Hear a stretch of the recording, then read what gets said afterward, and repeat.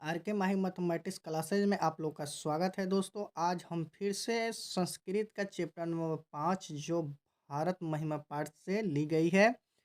दोस्तों कहा जाता है अच्छे दिनों के लिए बुरे दिनों से गुजरना पड़ता है। हम जानते हैं से इस समय 10th क्लास के विद्यार्थियों के लिए काफ़ी परेशानी का सामना करना पड़ रहा है, क्योंकि उनको जो है जो काफ़ी मतलब जगना पड़ रहा है, काफ़ी मेहनत करना पड़ रहा है। तो इसीलिए हम कह रहे हैं से ये बुरे दिन हैं, तो अच्छे दिन के लिए आपको तो मेहनत करना ही पड़ेगा। ठीक है दोस्तों?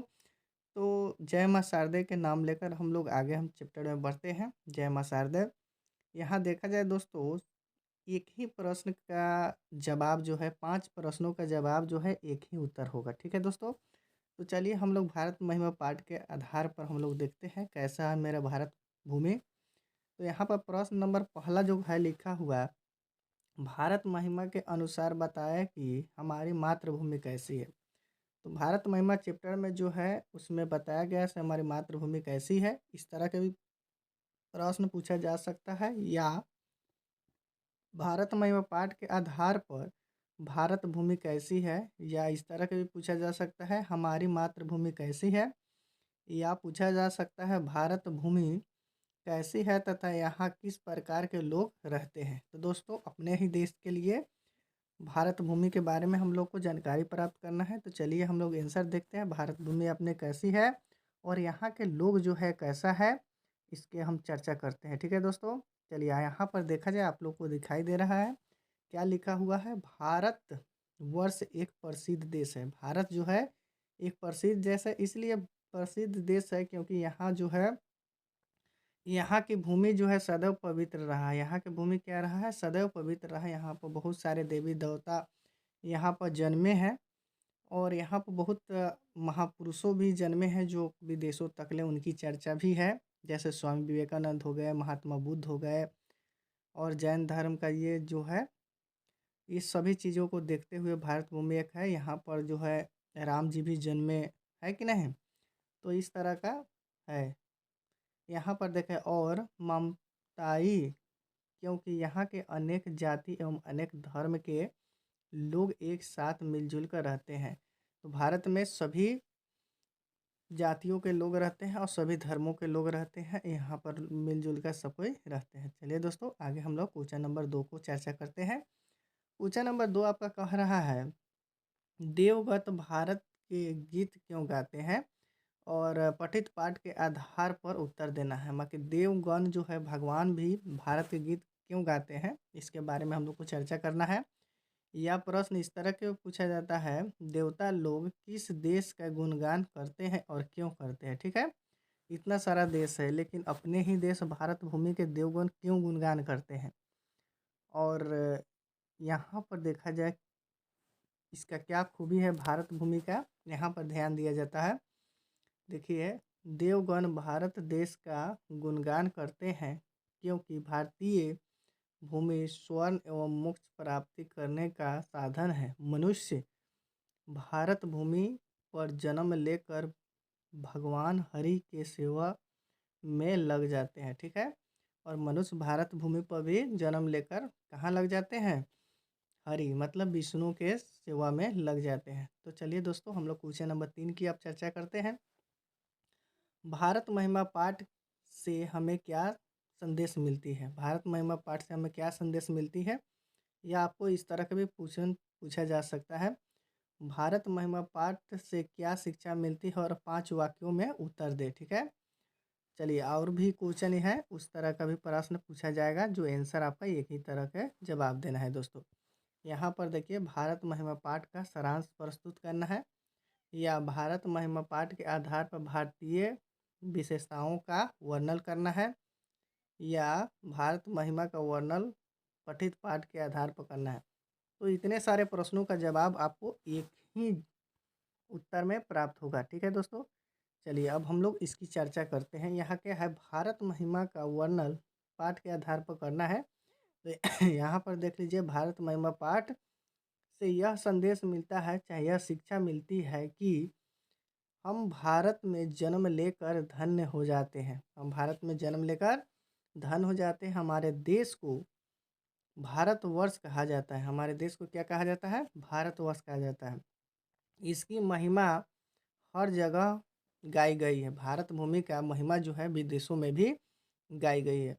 भारतीय भूमि का स्वर्ण एवं मोक्ष के प्राप्त करने का साधन मनुष्य भारत भूमि पर जन्म लेकर भगवान हरि का सेवा में लग जाते हैं। ठीक है ना, भगवान हरि के सेवा में लग जाते हैं। और यहाँ पर देखिए लास्ट आपका वाक्य क्या कह रहा है, यहाँ पर देखिए इसीलिए इसीलिए देवता लोग भी भारत का गुणगान करते हैं। तो आपका चैप्टर नंबर जो है, चलिए अब यहाँ पर चैप्टर नंबर हम 6 की चर्चा करेंगे। चैप्टर नंबर 5 आपका समाप्त हुई। यहाँ पर चैप्टर नंबर 6 दिया हुआ है भारतीय संस्कार, मतलब भारत की संस्कार कैसी है, इस पाठ में आपको देखने को मिलेगा। यहाँ पर ध्यान दिया जाए, संस्कार कितने प्रकार के होते हैं उनका नाम भी लिखना है, और चाहे भारतीय संस्कार पाठ के आधार पर स्पष्ट करना है। ठीक है, संस्कार कितने होते हैं और कितने प्रकार के होते हैं, भारतीय संस्कार पाठ के आधार पर स्पष्ट भी करना है। चलिए यहाँ पर आपको देखने को मिल रहा है, क्या देखने को मिल रहा है, संस्कार कितने हैं तथा उनके नाम बताया। फिर आपको ऐसे भी प्रश्न पूछा जाता है, सभी संस्कारों के नाम लिखे। यहाँ पर देखिए कौन कौन से संस्कार होते हैं। संस्कार कुल 16 होते हैं। कितने होते हैं संस्कार? 16 होते हैं, जो ऑब्जेक्टिव में आपको काम आएगा। ठीक है दोस्तों, इन 16 संस्कारों की व्याख्या 5 भागों में बांटा गया। इन 16 संस्कारों की व्याख्या जो है कितने भागों में बांटा है? 5 भागों में। कौन कौन सा है देखिए यहाँ पर, जन्म से पूर्व 3 संस्कार होते हैं, जो गर्भधान, तो उसके बाद में है पुंसवान और सीपंथोनयन।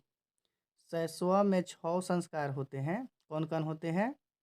जात कर्म, नाम कर्म, निष्कर्म, अनप्रसन्न, चूड़ा कर्म और वर्णवर्ध। और शिक्षा में भी कितने होते हैं? 5 शिक्षा संबंधित होते हैं। तो यहाँ पर देखा जाए शिक्षा संबंधित 5 कौन कौन से होते हैं। यहाँ पर देखिए अक्ष आरंभ, उपनयन, वेदारंभ, केशांत, समर्थ और एक विवाह के रूप में भी गृह संस्कार तथा एक मृत्यु के बाद दाह संस्कार के अत्यंत संस्कार किया गया। तो यहाँ पर संस्कार कितने होते हैं? 16 होते हैं, और 16 संस्कार के बारे में आप लोग को चर्चा करके बता दी गई है। चलिए अब क्वेश्चन नंबर 2 की ओर चलते हैं। क्वेश्चन नंबर 2 क्या कह रहा है, शैक्षिक संस्कार कौन है और शिक्षा संस्कार का वर्णन करना है। यहाँ पर शैक्षिक संस्कार के बारे में हमको पढ़ना है।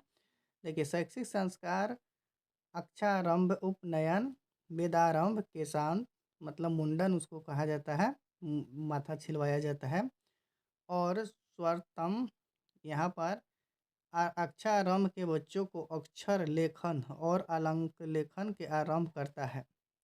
उपनयन संस्कारों के गुरु के रूप में शिष्य अपने घर में लाना। यहाँ पर देखिए आगे देखते हैं, यहाँ पर देखिए पढ़ता है, वहाँ शिष्य शिक्षा नयनम का पालन करते हुए अध्ययन करते हैं कि प्राचीन काल में शिष्य ब्रह्मचारी कहे जाते थे। प्राचीन काल में जो शिष्यों को, विद्यार्थियों को क्या कहा जाता था? ब्रह्मचारी कहा जाता था। चलिए अब क्वेश्चन नंबर हम लोग 3 की चर्चा करते हैं। क्वेश्चन नंबर 3 आपका क्या कह रहा है, विवाह संस्कार में कौन कौन से मुख्य कार्य हैं। विवाह संस्कार में कौन कौन से मुख्य कार्य हैं किए जाते हैं, या इस तरह का भी आपको प्रश्न पूछा जा सकता है, संस्कार किसे कहते हैं, विवाह संस्कार का वर्णन करें। दोस्तों यहाँ पर संस्कार किसको कहा जाता है? व्यक्ति में शुद्ध गुणों के ग्रहण को संस्कार कहते हैं। व्यक्ति के अंदर जो शुद्ध गुण होता है उसी को हम लोग क्या कहते हैं? संस्कार कहते हैं। विवाह संस्कार से मनुष्य गृह जीवन में प्रवेश कर जाता है। विवाह संस्कार से मनुष्य कहाँ प्रवेश करते हैं? गृह जीवन में प्रवेश कर जाता है। विवाह पवित्र संस्कार माना जाता है। विवाह सबसे पवित्र संस्कार माना जाता है, जिसमें अनेक प्रकार के कर्मकांड किए जाते हैं, और इनमें या इसमें जो है वागदान, मंडप निर्माण और लड़कियों के घर के पक्ष का भी स्वागत किया जाता है, और वर वधु का परस्पर जो है निरीक्षण, यहाँ पर कन्यादान किया जाता है, अग्नि स्थापना किया जाता है, पानी ग्रहण किया जाता है, लज्जा होम किया जाता है, सिंदूरदान किया इत्यादि, ये सभी जगह का समान रूप से विवाह संस्कार के आयोजन होता है। इतने सारे के बाद विवाह संस्कार के आयोजन होता है। चलिए दोस्तों, क्वेश्चन नंबर हम 4 की चर्चा करते हैं। क्वेश्चन नंबर 4 आपका क्या कह रहा है, किसान संस्कार को गोदान संस्कार भी कहा जाता है, क्यों? तो किसान संस्कार को गोदान संस्कार भी कहा जाता है, क्यों? यहाँ पर ध्यान दिया जाए। किसान संस्कार में गुरु के घर पर शिष्य का प्रथम